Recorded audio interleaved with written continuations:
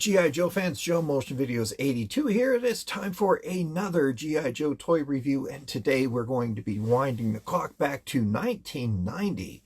We're going to be taking a look at a very cool action figure from that time, the 1990 Range Viper version 1.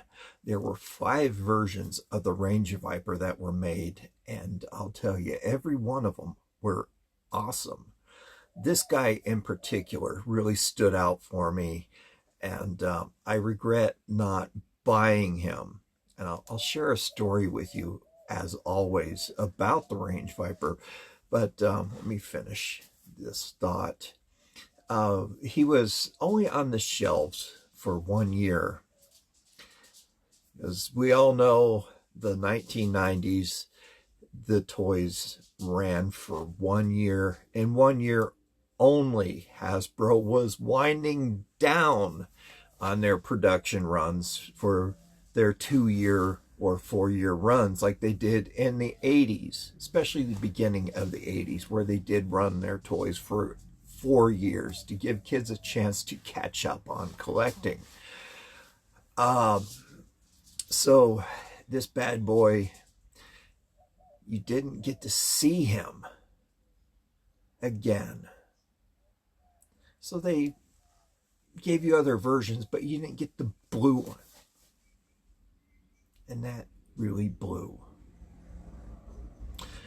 So its original retail price was around $2.99.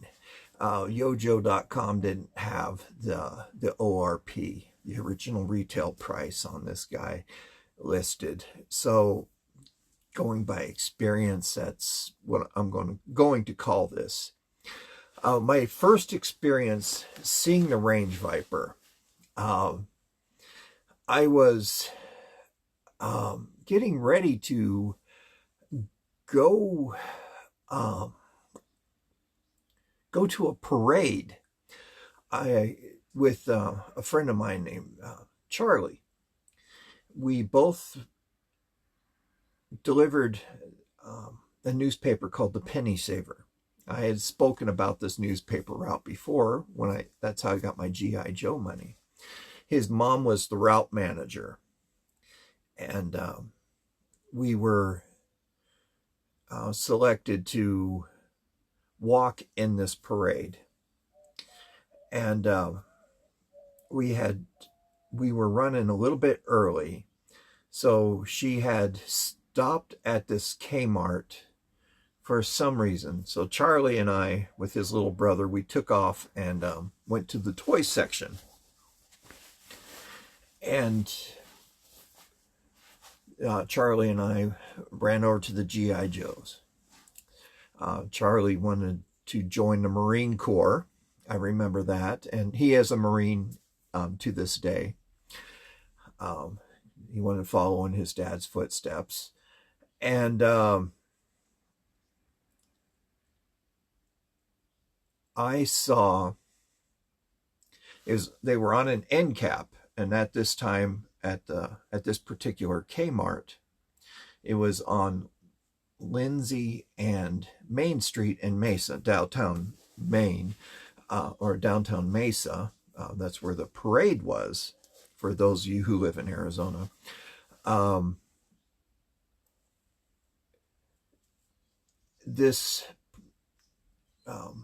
The toy section was over by what used to be the automotive and garden section of this Kmart.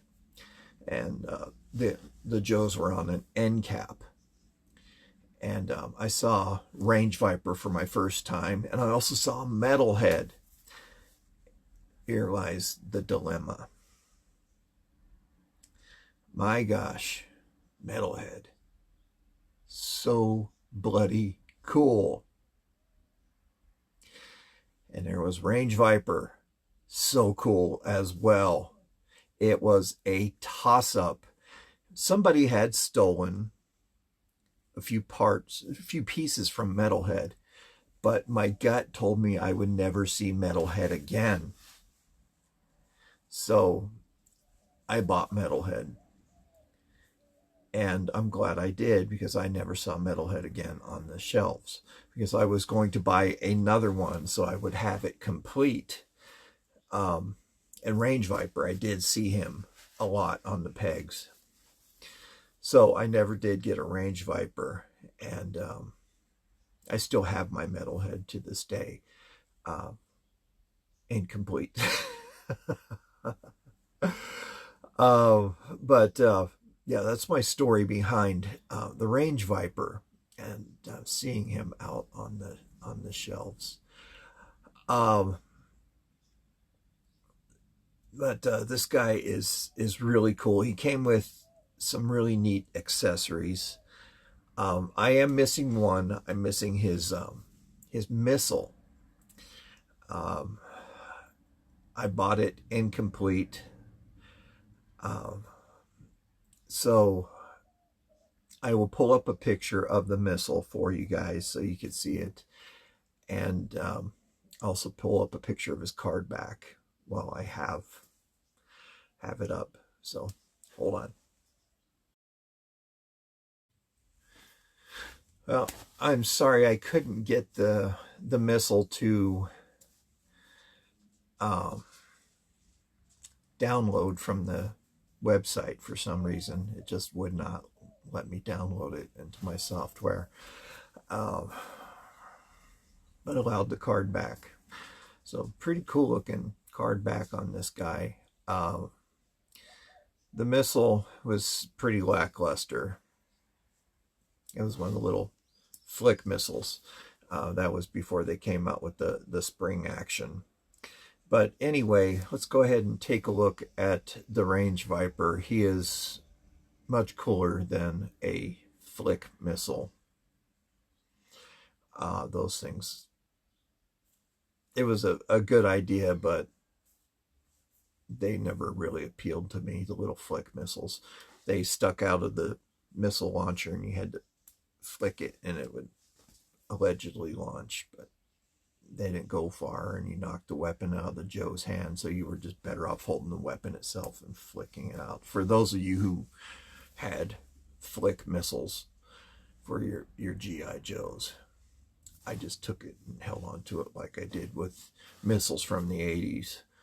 Until we got the spring action, then I just held on to the spring action missile and just, well, by that time I was a teenager, and I just held it up and lined up my Joes in a line and just shot them down. Had a heck of a time doing that, man. That was fun. But anyway, let's go ahead and take a look at this guy and get on to the review. So buckle up, here we go. All right, so here is the Range Viper, looking pretty cool. I have this Victorian era death ring.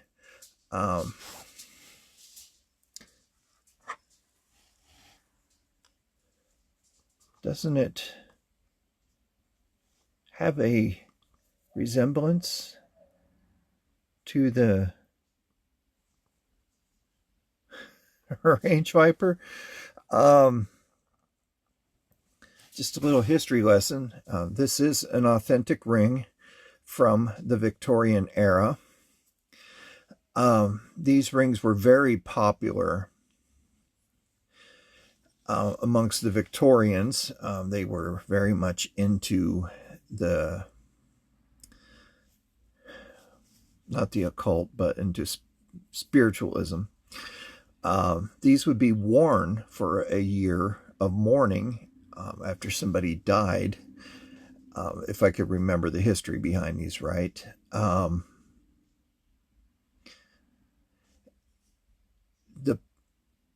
For when somebody would die, the mourner would wear this ring, and that would signify that this is a man's ring, that he was in mourning for a friend or a loved one. And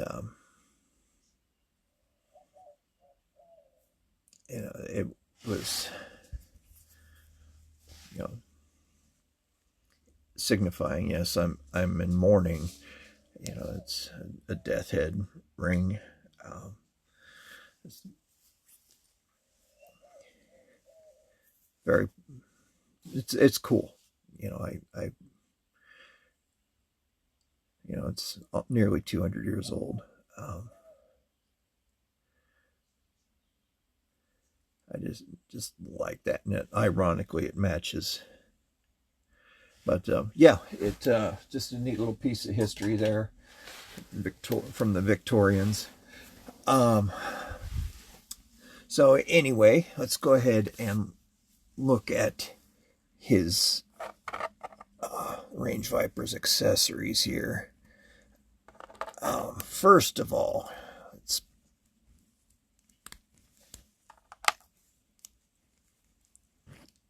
Mr. Range Viper, sir.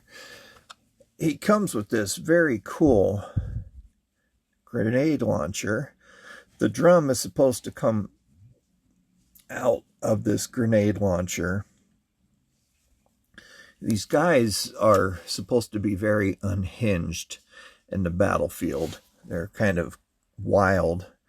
But this fires grenades. It rotates, and the grenades look like this.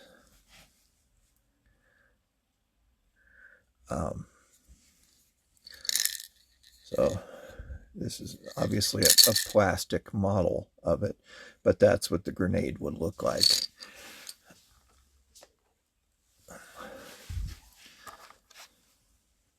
So this is a pretty good example. These could either be a fragmentation grenade or they could be gas grenades. They're interchangeable. Very, very nicely detailed. Good representation of that weapon. Here is his missile launcher. A hollow tube without the flick missile. This accessory is very well detailed. This is one that I would not have played with very much. It's done in a gray plastic. Pretty nice. I like the detail on it, but definitely something that I just would have set aside. And even right now, I do not like it at this age. His backpack. Take a look at this backpack. It is huge. This is a very cool backpack. I love how this thing looks. It is amazing. A lot of detail to it. My neighbor's doing some work. Please pardon me. Several grenades are mounted onto this. Radio communication devices onto the backpack. You can see that one of the antennas are broken on this, so that's something to look out for on the aftermarket. Easy to overlook, so make sure you have all your antennas on there. It has this very long hose. This thing looks like it's about 8 inches long, but the hose mounts right to the back of his helmet onto this peg. So he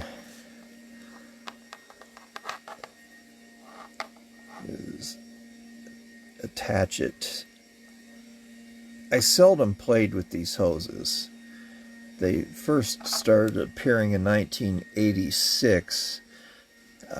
My first exposure with these hoses was with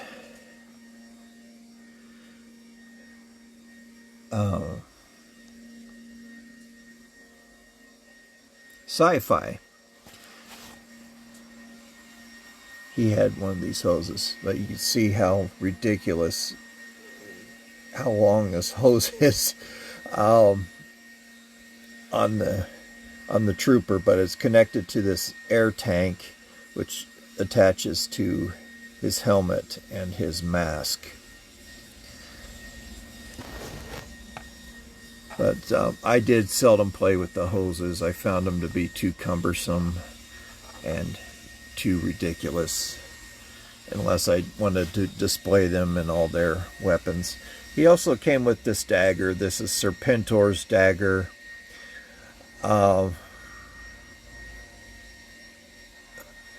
Has a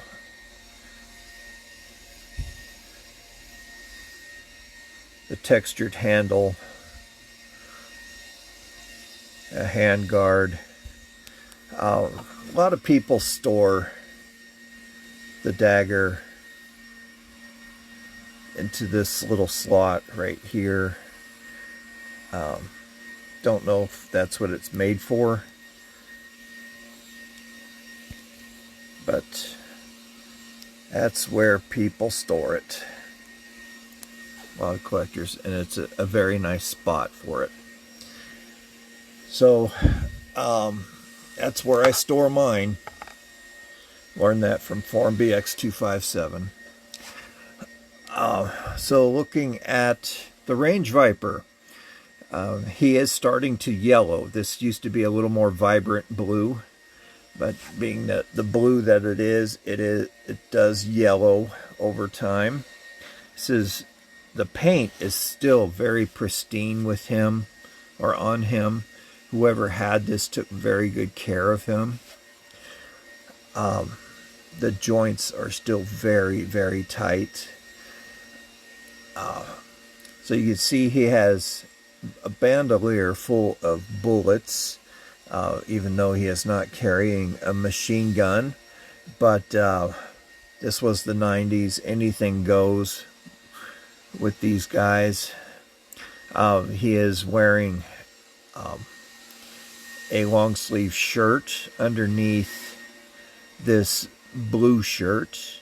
He has a bandana on, a gray bandana, and a gray shirt underneath this teal colored shirt. He does have gray gauntlet style gloves. Not sure what these yellow accents are. Braids of some sort, I guess. He has this mustard yellow utility belt that wraps around completely with some pouches on it. That does break up the teal color. The colors do go very well together. They accent each other very well. Complement each other, I should say. He has this other weird textured design here on his shoulder. Not quite sure what that is. It could be some sort of padding. He also is wearing this skull-looking mask to add to the shock and awe of his persona. It has red lenses.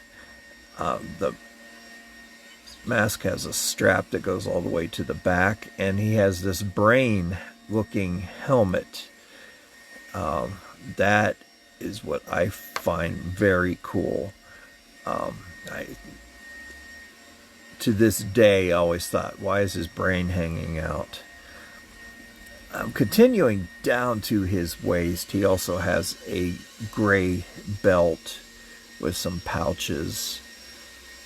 It goes around. He is wearing black pants to help break up the color on this. So I'm assuming that he has a black bodysuit underneath, and he's just adding layers on with this blue shirt. He has greaves or shin guards that go down over his boots, and those do strap on. The straps don't unfortunately wrap all the way around, but it does give an indication that they do strap. So there's black straps down at the ankles and up here at the top of the knee with some knee pads, and there are gray straps here, or clips. And they do run along the insides, but he does not have any pockets or pouches on his pants. But there you have it, the Range Viper. Very nice troop builder on this guy. For this guy, he's popular amongst collectors simply because he is a troop or an army builder. I just love this figure, simply because he's weird for one. For another, his accessories, the backpack being so large. I do like a really good backpack with action figures. And actually, for myself as well, I've always been attracted to backpacks.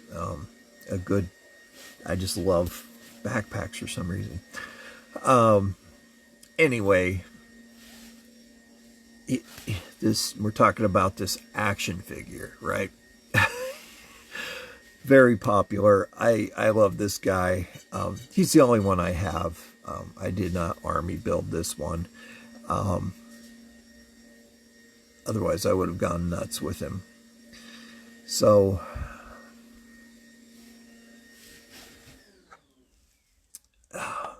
lost my train of thought. But yeah, I love the color palette on him. It does really sing. Especially the yellow really stands out, but it also brings out the teal. And the red on the mask, it draws your attention right to the face, and the yellow brings your attention to the chest. Hasbro did a very good job with this action figure. They took their time with this. They paid attention to it. I love it. I really do. He is really, really cool. All right, so let me know what you guys think about this guy. Did you have him as a child? Do you have him now? I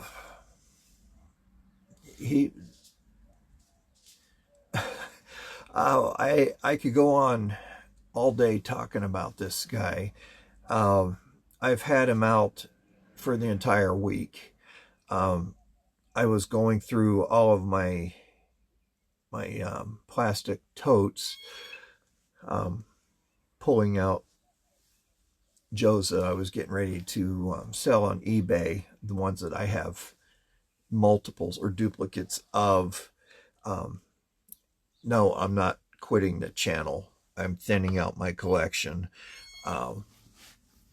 So I just need to start streamlining everything. So I came across the Range Viper. It's like, my gosh, yes, this guy needs to be reviewed. So if you do have him, let me know what your thoughts are on him. I do answer back. I enjoy talking to you guys. The conversations that we have are my favorite part of the show. So I had him out all week long, and I kept on playing with him. And that memory of my friend Charlie, we were on the wrestling team together. That was a fun day, being in the parade, and it just reminded me of Charlie. He did serve in Afghanistan, I believe.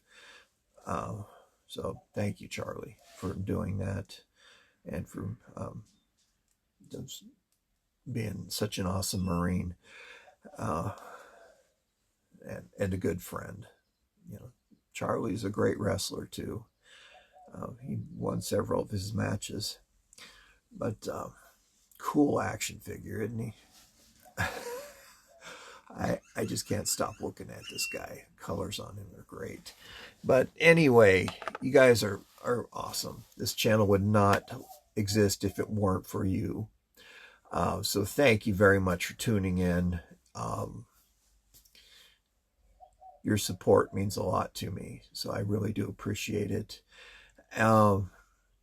So anyway, you guys take care. Stay safe out there. Remember, be kind to yourselves. You deserve it. Be kind to everyone around you. You never know what type of day someone is having. An ounce of kindness does go a very, very long way.